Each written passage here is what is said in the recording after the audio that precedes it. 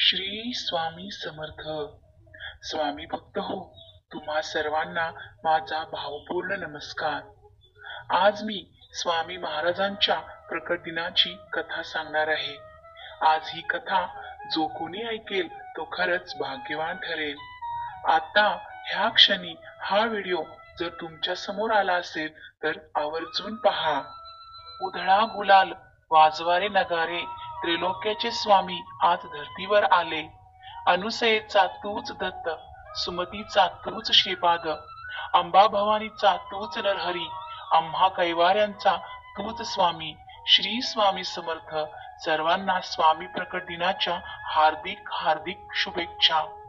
इसवी सन 1856च्या सुमारास स्वामी समर्थ अक्कलकोटास आले. ते मंगळवेढ्याहून पहिल्यांदा जेव्हा अक्कलकोटी नगरीत आले तेव्हा त्यांनी गावातील खंडोबा मंदिरात मुक्काम केला. तो दिवस चैत्र शुद्ध द्वितीया शके 1778 रविवार दिनांक 6/4/1856 हा होता. दत्तात्रयाचे अवतार असलेले अक्कलकोटचे श्री स्वामी समर्थ महाराज यांचा 10 एप्रिल 2024 बुधवारी रोजी प्रकट दिन आहे. प्रकट पूर्वपटिका.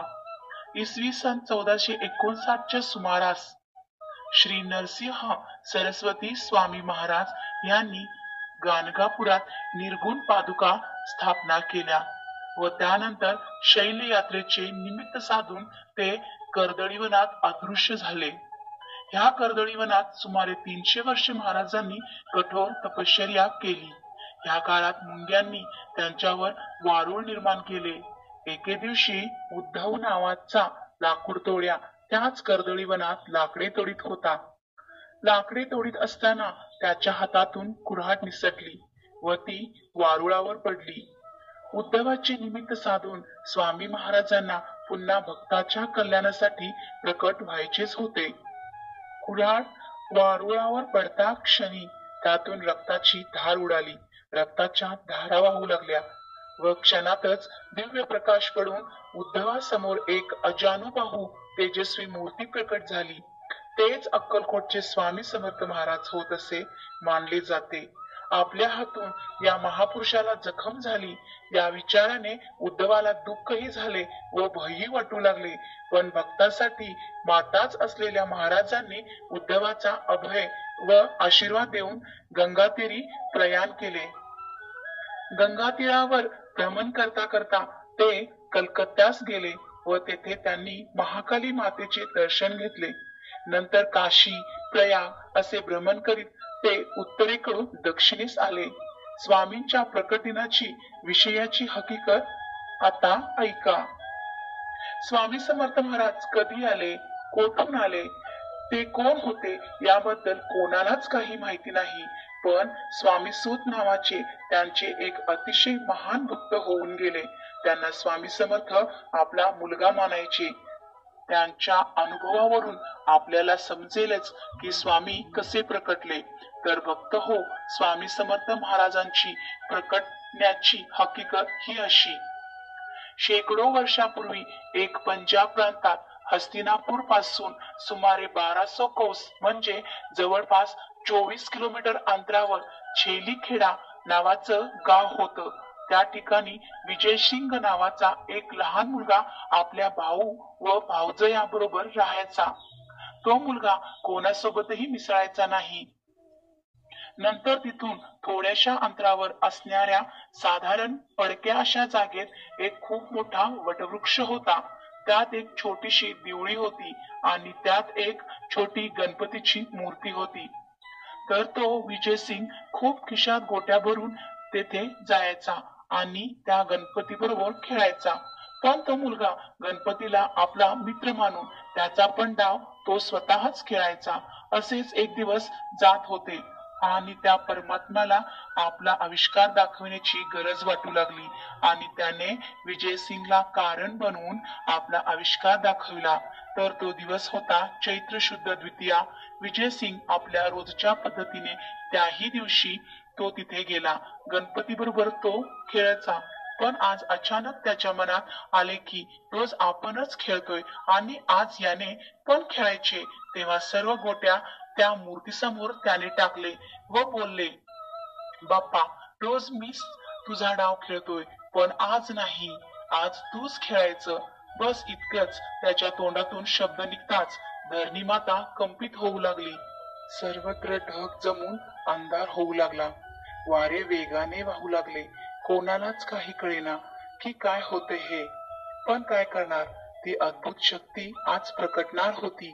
त्या ठिकाणी धरणी दुभंगून एक 8 वर्षाची अतिशय तेजस्वी बालमूर्ती प्रकट झाली.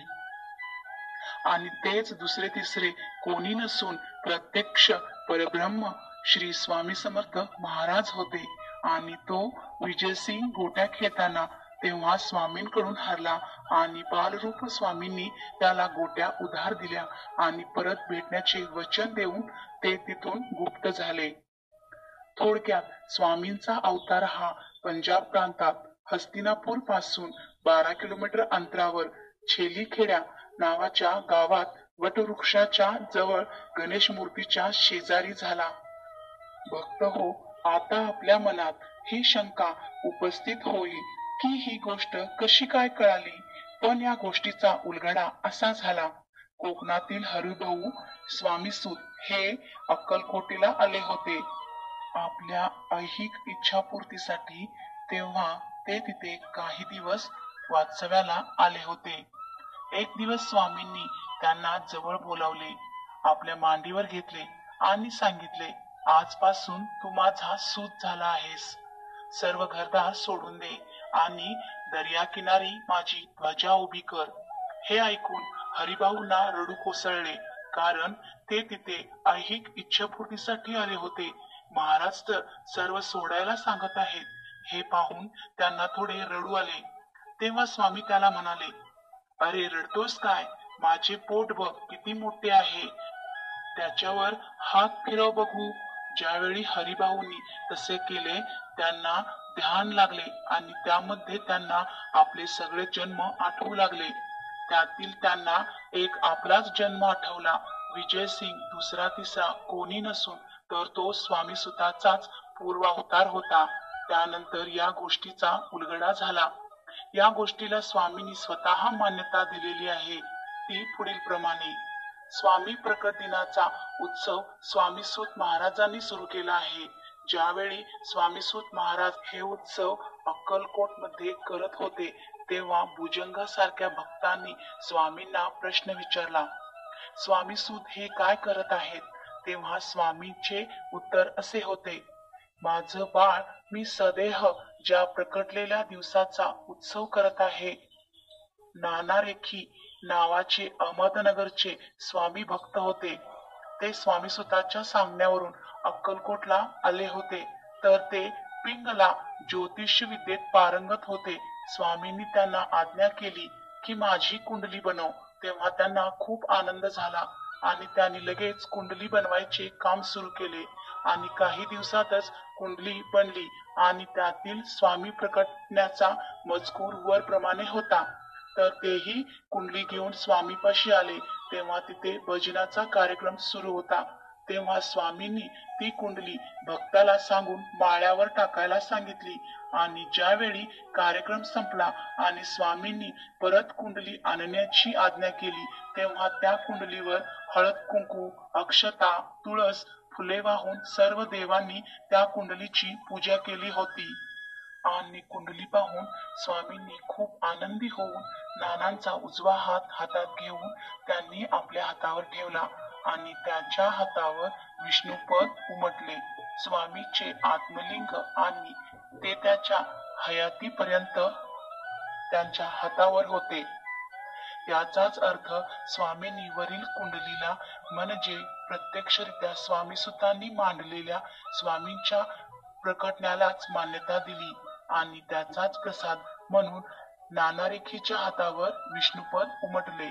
आजही स्वामींची ही कुंडली अहमदनगरच्या मठात आहे. महाराज कर्दळीवनात योग्यांना मार्गदर्शन करायला येण्यापूर्वी ते वेगवेगळ्या ठिकाणी स्वतःचे खरे नाव ओळख लपवून चंचल भारती, दिगंबर बुवा अशा नावाने कार्यरत होते. श्री स्वामी समर्थ हे श्री दत्त महाराजांचे पूर्ण ब्रह्मस्वरूप तिसरा अवतार आहेत असेही मानले जाते. भक्तांनी त्यांना ज्या दृष्टीने पाहिले त्या स्वरूपात त्यांनी भक्तांना दर्शन दिले आहे.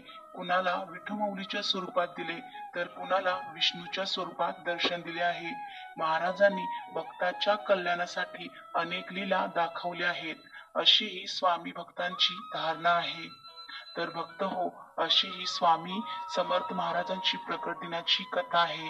ही कथा ऐकून तुम्हाला कसे वाटले तर नक्कीच कमेंटद्वारे मला शेअर करा आणि हो, कमेंट मध्ये आवर्जून श्री स्वामी समर्थ नामाचा जयघोष करा. स्वामींनी सदैव सांगितले आहे, तू भिवू नकोस, मी तुझ्या पाठीशी आहे. श्री स्वामी समर्थ. जय जय स्वामी समर्थ.